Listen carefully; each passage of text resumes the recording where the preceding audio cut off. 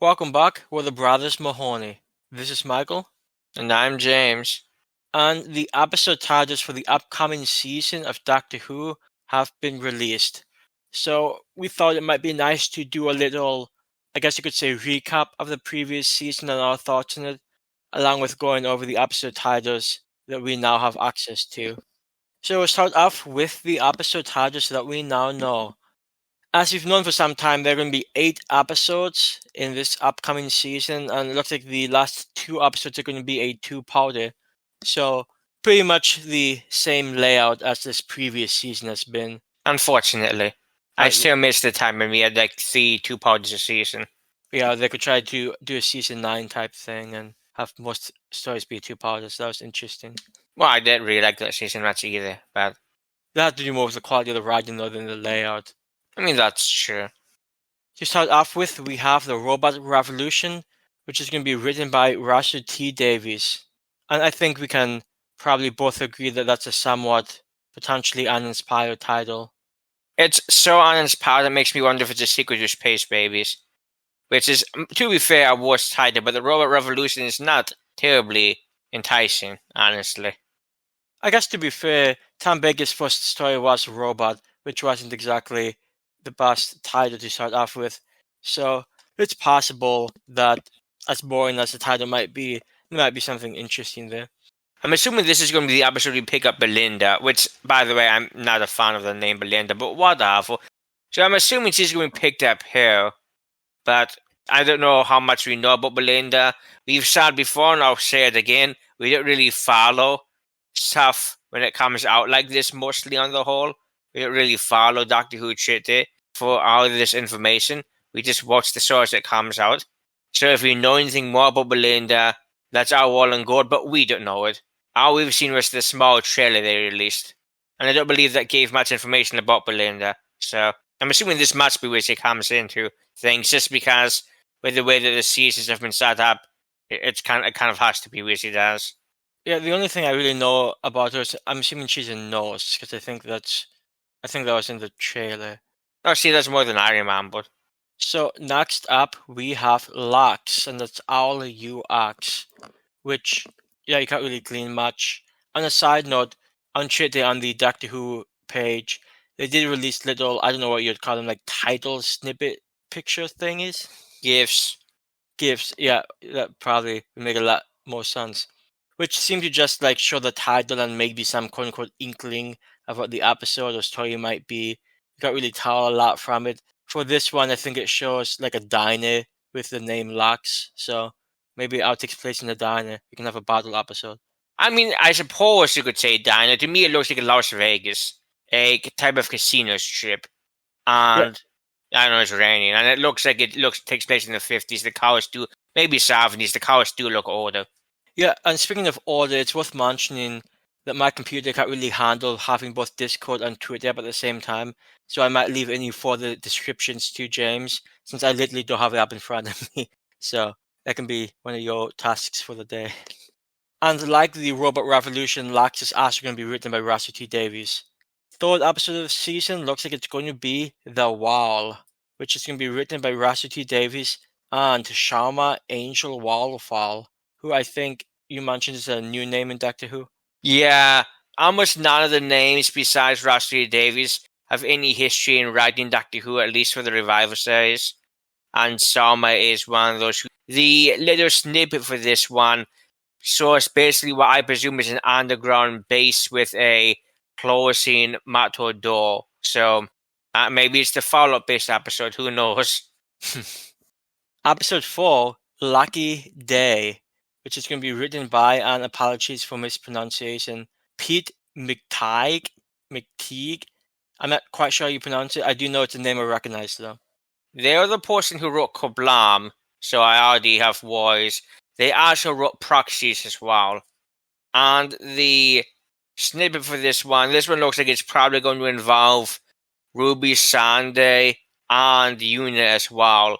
The snippet just basically shows not a bulletin board, but one of those thumbtack board thingies with some newspaper articles that mention Unit, a picture of Ruby on a poster, and then some creature thing in the background.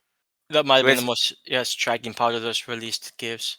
yeah, I don't think there's anything else quote unquote hidden in any of the other ones. I guess I haven't watched all of them very closely, so And maybe by the title Lucky Day, they mean it's going to be like a sequel episode to 73 Hours, and it will be a lucky day for the fans so we can understand what the fuck's going on. yeah, I don't see that as likely. I do think it might be the one that feels most like 73 Yards, just because I think it's in the same exact place as 73 Yards was, the fourth episode in the season, and it looks like it has Ruby as a more central role than I would assume any of the other ones do. I'm still not sure why she's not a companion anymore, but it's whatever. It's not like I like her that much anyway. Yeah, I mean, we never got much in the way of reason to like her, so what else? Episode 5 is one of the more unique titles, being the story and the engine. Yeah, this one's written by Inua Elims, and yeah, again, pronunciation. I don't know them. They haven't done anything technically related. They're apparently Nigerian, and I don't know much Nigerian or any. So yeah, that would explain the name that I can't pronounce. But the poster for this one shows a quasi Hades CGI spider crawling across a missing person's poster of it looks like 4 African American individuals. There's not much else I can glean from it, though. It looks like it's just on a kind of makeup desk because there's a comb, some scissors, I don't know, some jowls, which could be makeup. Either way, not much I can glean from that. And there's really not much I can glean from the name either. You think it's going to be like a nice horror-themed episode? I mean, I hope so. As far as I'm concerned, there should be at least one good horror-themed episode every season. For number 6, we have another somewhat uninspired title, but hey, I see what they're going for. The Interstellar Song Contest. It's going to be written by Juno Dawson. Yeah, I personally hate that title. I think this is the episode that, like James mentioned, we don't really pay much attention to things on Twitter, but I do know that when we saw pieces of this one in the trailer, this is one that people seemed least enthused about. See, I thought people were more enthused about it. You say, "Oh, that looks exciting." It's I don't know, that one Eurovision or what that, I don't know what the show's called. We're not European, and even if we were European, I don't think we'd watch it. I don't care about anything like that. Yeah. Just for context, we've never seen American Idol, like never once, or America's Got Talent, or any of those. I don't even know what you call them. Any of those things. We don't watch that type of stuff. We watch some quality stuff like Doctor Who. So I mean, I don't know if what we watch is quality, but I know it's what we watch isn't that.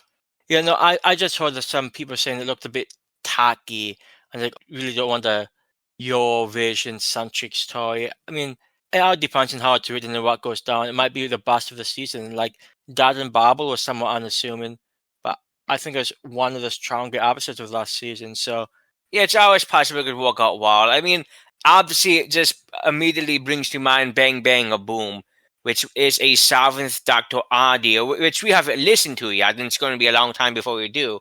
But which I believe that also took place during a type of competition. see, and that one has like a nice catchy title, and this one's just the Interstellar Song Contest. Like, it's just sort of drab. Yeah, it gets like a 1 out of 10 in creative writing. For the record, the gift for this one is basically nothing.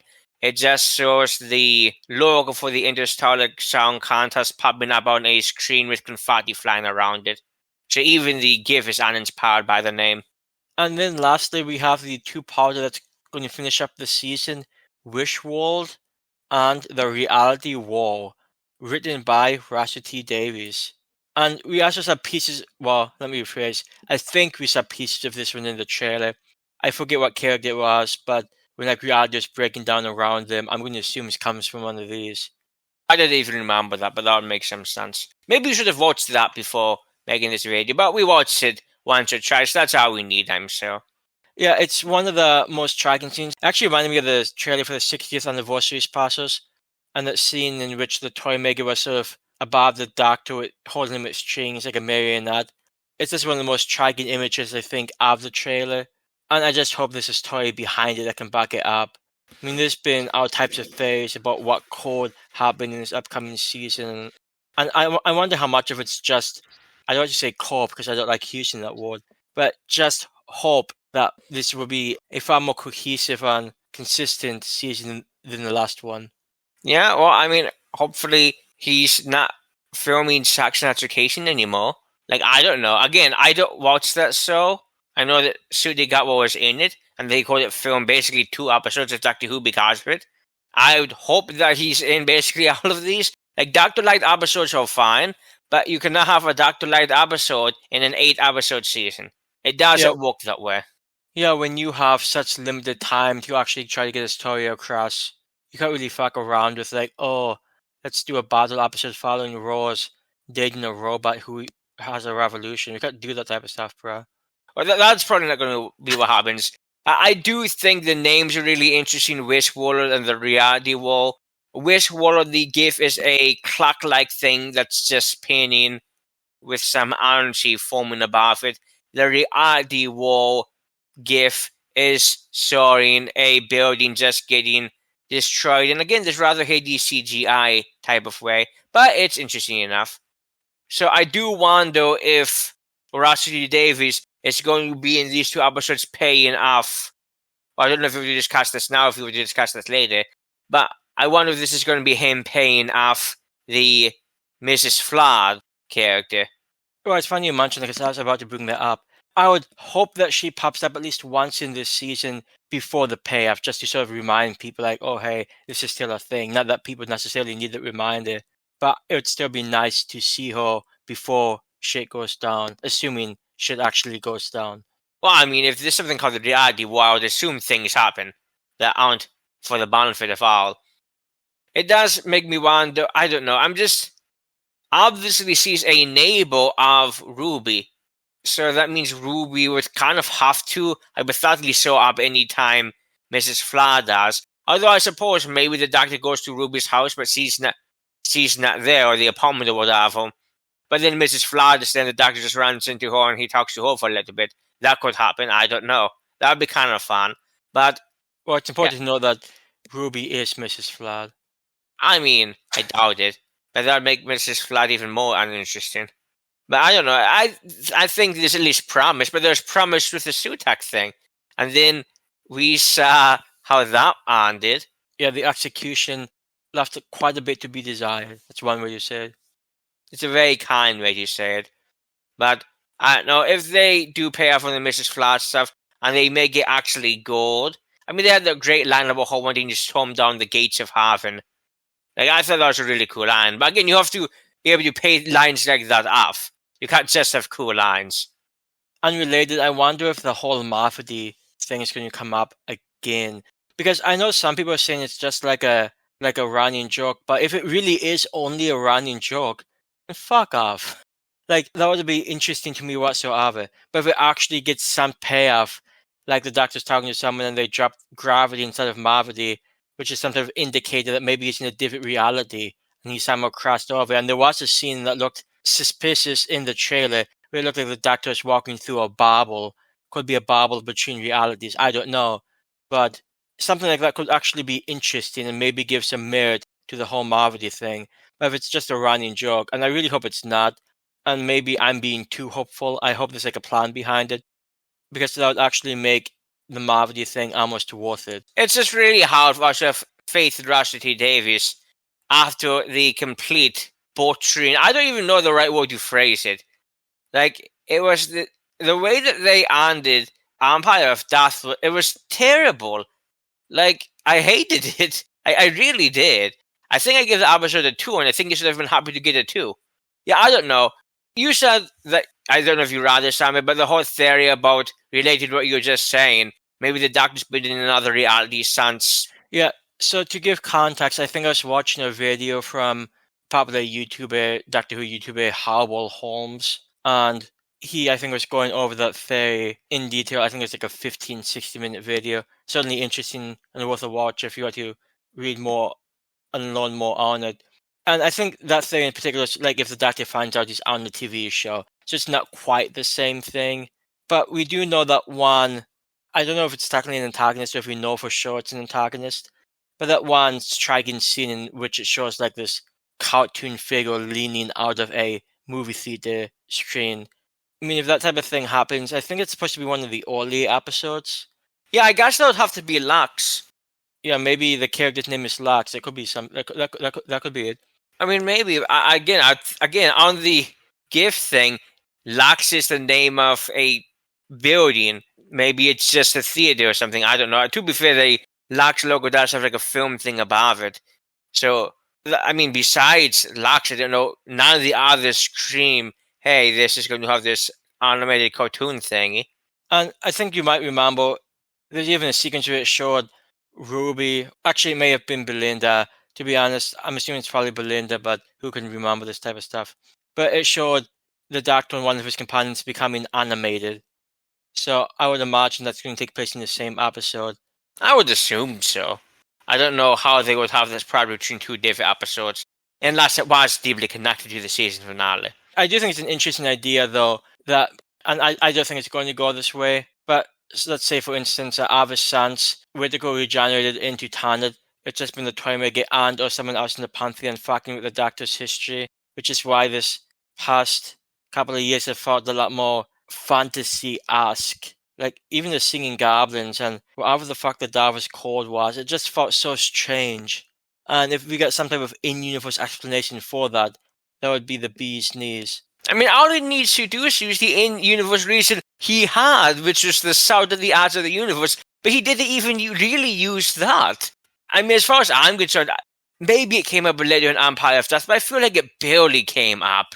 Like, he has the explanation right there, and I don't think he's really used it properly. And I have to promise to you, if you're listening, we are not going to be rewatching Empire of Death anytime soon.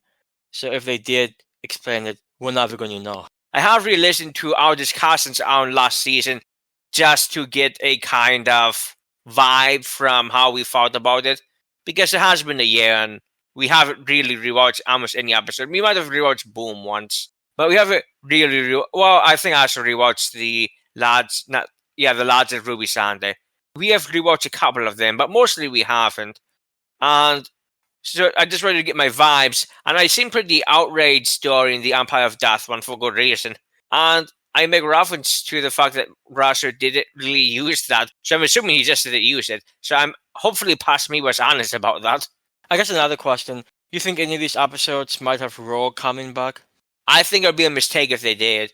As much as I was okay with Rogue, I mean, Rogue was an okay episode, and as a character himself, he was okay.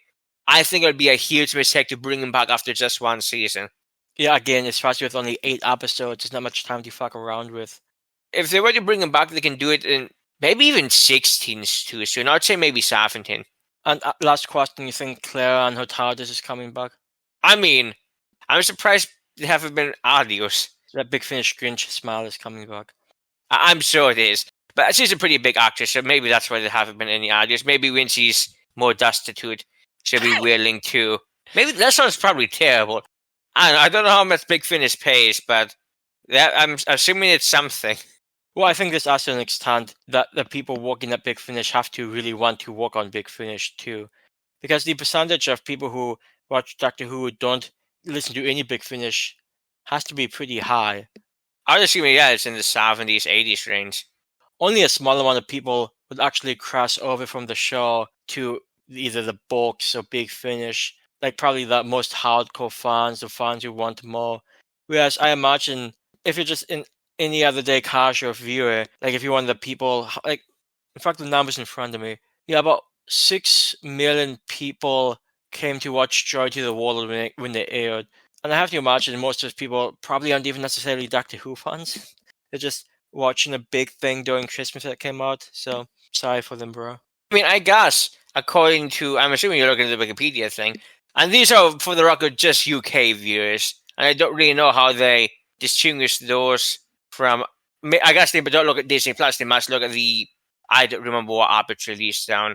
Oh yeah, because it's released in a separate app in the UK. Yes, BBC One, something like, I forget. Again, we don't live in the UK. We watch these on Disney Plus, and if you don't have Disney Plus, that's fine. I mean, you can just pirate them, because I'm pretty sure every single one is put on Daily Motion within the hour, or at least it seems like it. It bothered me because you have to get pictures somehow. Exactly. That is how we do it. So that's why sometimes they might be blurry. But that's the joys of this. It's also the only way we could do it. This Like, is true. But for Empire of Death, that has 3.69 million people who watched that in the UK. So George the Warlord almost getting 6 million is I mean, it's 2 million more. That's something. But those numbers feel so small compared to what Doctor Who used to be. yeah, I guess it's also worth mentioning, and I can't remember the actress's name, but George of the World did have the one actress from Bridgerton, I think, in it, and she might have been quite the draw to some people. We don't even watch Doctor Who, so Oh, she was in Bridgerton? We probably talked about them, but I don't remember her. she was from somewhere. I can't remember the actress's name off the top of my head. Like, Yeah, she was in Bridgerton, which again we haven't watched. We said that then, and that's true now. I have zero interest in ever watching Bridgerton. yeah, it's going to make some Bridgerton joke, but I don't know anything about the show, so I'm just going to move on. I do think it's possible that George of the World might have been about their onboarding tool than Church and Ruby Road, but I also don't think it's saying much. I actually like Church and Ruby Road more though. Well, I'm not saying I don't potentially like it more. I'm just saying trying to get people, I guess, interested in the upcoming season. I mean, that might be true. The problem with the last season was the first episode of Space Babies. Yeah. That was a huge mistake. Actually, the bigger problem was that they filmed Space Babies. Like, it should have been anywhere. Well, I agree with that. I mean, written, conceptualized even. I'm not sure how far back we need to go. Maybe you should blame the creation of the universe for Space Babies. I'm not sure, but Since you have a computer that actually does it break down, I would be sort of curious, what's Space Babies rating on IMDb? well, let's see. And obviously, you can tell listening to this, this is a lot more freeform than what we usually do. This is more of when we do our talks about episodes and whatnot and books and all of that. We have a little outline thing you written up. We don't have a transcript or anything, but we have an outline of what we want to talk about. All of that stuff on Google Docs. For this, we're literally just talking and looking at these names that came out probably 2 or so hours ago. Yeah, we were two bros hanging out, just chatting about life, brah. That's terrible. I'm actually not talking about Life Hour, talking about Doctor Who. Space Babies has, I don't know why I went the long way about this. Space Baby, that's still too high. It has a 5.1. You know what, though? For IMDb, it's pretty indicative of the unpopularity. Because as far as I'm aware, there's only like, what, a handful of Doctor Who stories that are even below 5. There's not that many. No, So there's not going to be many at all. Yeah, so the fact that Space Babies is straddling the line, I think, shows what a misstep it was to even make the episode. For the record, I gave that a 2. And it was lucky to get that. And also what shows it was a misstep is that, keep in mind, that came out the same night as the second episode of the Davos Code, which is not happening this time around. So instead of 7 weeks, we are actually getting a whole 8-week season for what that is. But they lost 0.1 million viewers in between Space Babies and the Davos Code. Now, it's not 1 million, but it is 0.1. It goes from 4.01 to 3.91. Yeah, I think it's safe to say that the previous season overall was just a somewhat mid experience. Like, Empire of Death was terrible, Space Babies was terrible, and I was underwhelmed by things like the Davos Code and 73 Yards. I mean, 73 Yards does have its fans out there, but neither one of them are here. And yeah, that's not going to change anytime soon. I've seen people give it a 10 out of 10, and that's nice and all. I'd still like an explanation on the mechanics. Yeah, I wish I liked 73 Yards more because it's such a stylistic episode and so interesting. It actually opens with almost like a movie type look to it. I mean, they didn't even have a proper title screen. It's just fascinating. So I wish I liked it more. I just saw it the one time and was confused, and I'm not sure that's going to change with a rewatch. I mean, I still haven't seen any explanations online that entice me to give it another go. I mean, that one we have rewatched scenes of before just because of the First Nation level, but I just have a lot of issues with it, and especially with things that Russell T Davies said after the episode came out. And speaking of 73 Yards, did that even come up in Empire of Death? Like, something about the radius of a tower just being 73 yards? Yeah, I think the radius of the chameleon socket, or maybe not the chameleon socket.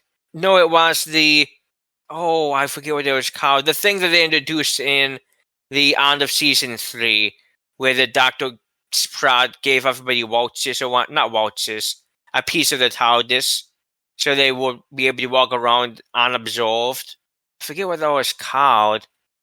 Okay, it was apparently perception filters, and I think that was what it was, a 73-yard.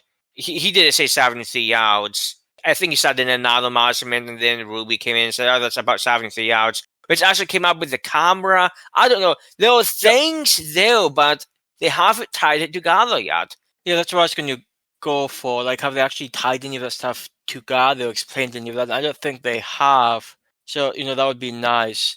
And actually, related to what you were saying a little bit earlier about Russell T Davies, it still pisses me off. Well, I think it was the Dav was called, where Ruby said that she'd been with the Doctor for like around 6 months or so. And T Davies just says, "Oh, that's just her because she's getting confused with the time travel." Like, shut the fuck up. Like, that was clearly written in a way to say, "Oh, hey, it's been like 6 months since Church and Ruby rode. So Ruby's been with the Doctor 6 months." And if T. Davis is saying that's not right, well, it's just bad writing on his part. Yeah, I don't know. His explanation for that made literally no sense to me. Like, oh, only people who read too much into this would assume she actually meant 6 months. I'm like, you literally have her saying 6 months. Like, what else are we supposed to assume? Like, if somebody says, "Yeah, I've been around for 6 months," I'm not going to say, "Oh, maybe they haven't. Maybe it's just been 4 weeks." Like, I don't get it. I really don't get. Like, I get that he's a fanboy and he has probably had fan discussions, and I understand that, but I don't know where he gets off saying something that absurd. And I guess, to be fair to him, I'll read to you the exact quote that he made in regards to that. This is a quote from something. According to TARDIS Wiki, it's SFX379. According to the TARDIS Wiki, authorial intent establishes that temporal drift is confusion or perception of time, and that 6 months have not passed. So that's what the TARDIS Wiki says, and this is the quote. "No, that's not meant to be. That's complicated. I mean, I can see that no one in the audience would ever get this. I'm trying to explain how Sarah Jane is clearly from the 1970s, and yet in Pyramids of Mars she's from the 1980s. So I'm trying to establish some sort of temporal drift as you get into the TARDIS. There's not a 6-month gap there. No one asked by a Doctor Who discourse would ever think 6 months had passed. And again, the first half of that is fine and interesting. I like the idea that if you're going to be, we've had this discussion ourselves, that how do you even know how much time has passed? How much time has passed? I guess you have to count your portion of days, but that's really hard when you're time traveling. So the first half of that is completely fine, and I like the idea of trying to establish that. But there's no one else where a Doctor Who discourse would ever think 6 months had passed. Again, what were we supposed to think? You said it. You had her say it. And this, I'll point out, came out a week before Boom did. And then Boom, we find out that's her first alien planet. Again, how are we supposed to not think 6 months had passed when Ruby says in the episode 6 months had passed, and the Doctor made no comment about that? That's the obvious conclusion, that Ruby's just telling the truth from her. No, I guess it's from her perspective, and she was apparently confused, but it didn't say that, and the Doctor didn't say that. Yeah, and then they danced and sang at the end of the episode, so... Yeah, which also hasn't been explained in any reasonable way. But when they jumped on the little line things, they glowed. It was exciting. It'll be more exciting when they actually explain it.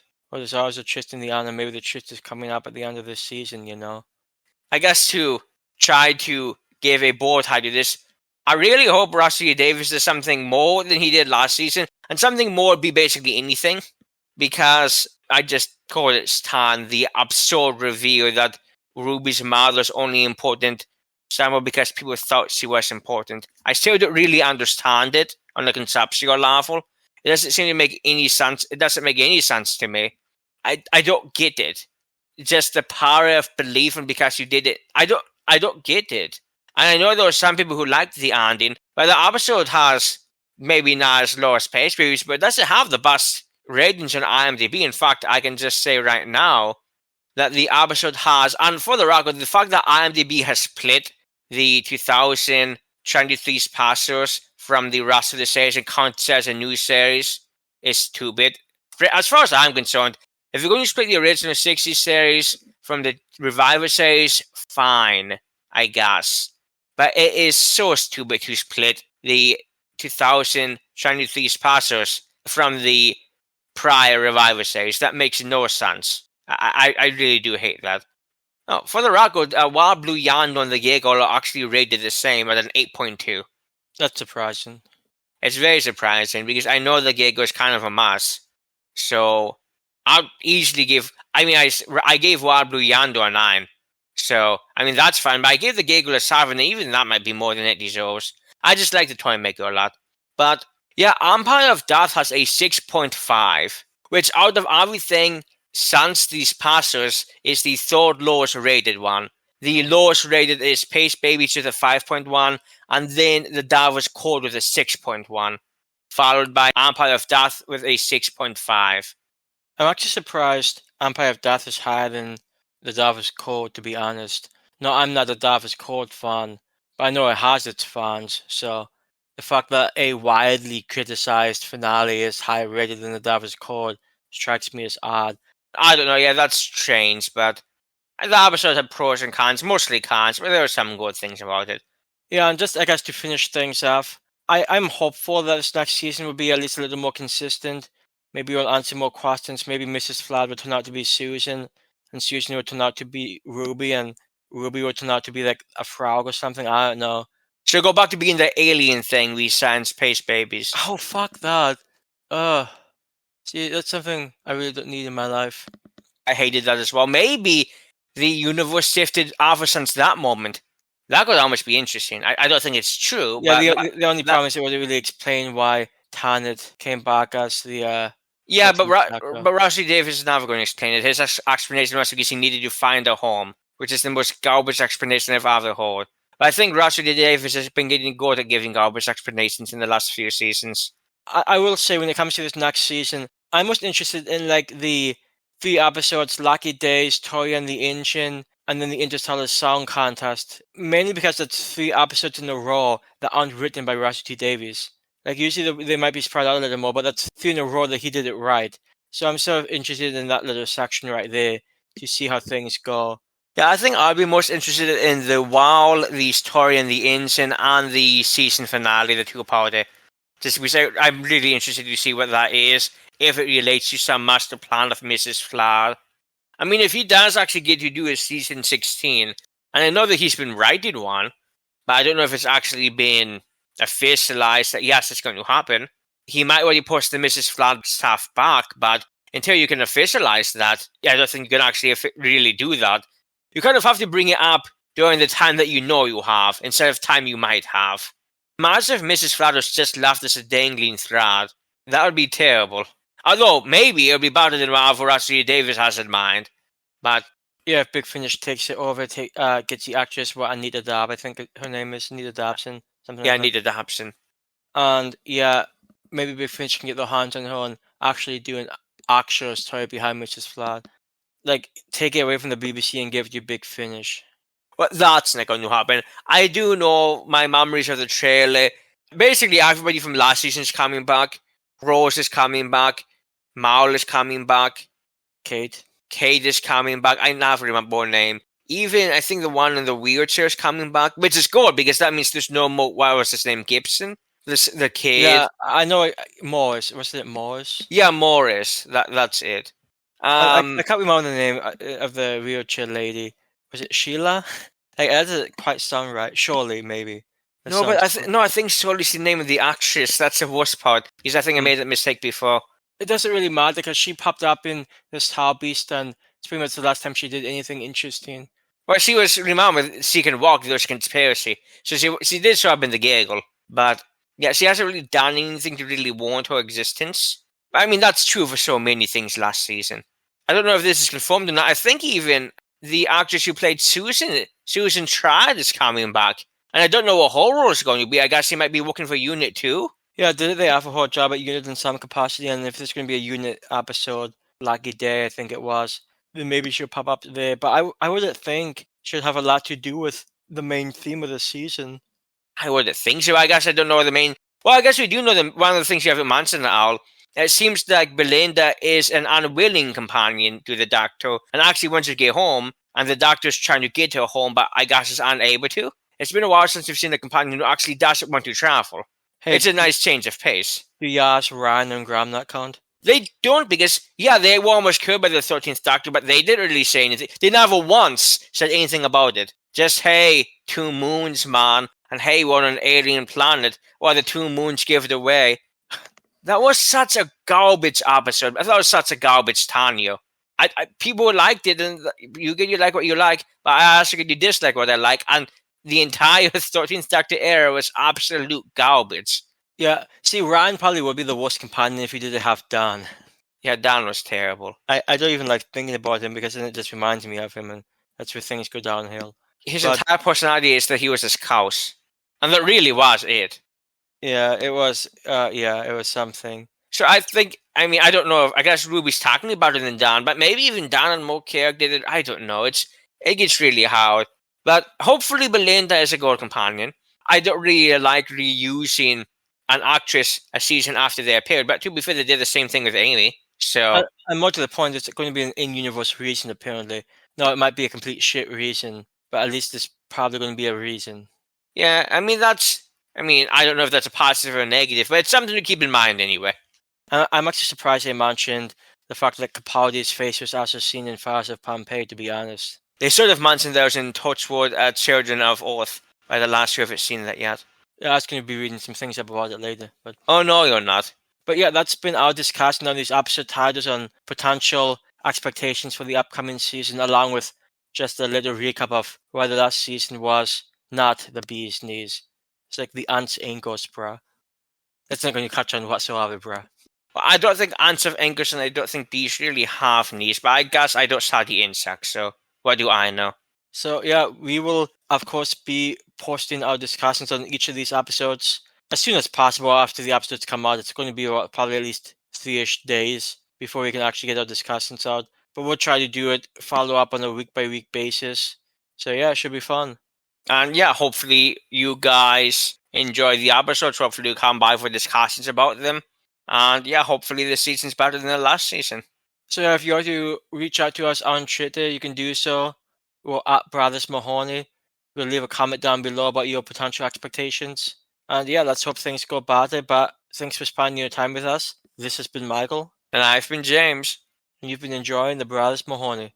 Have yourself a pleasant day.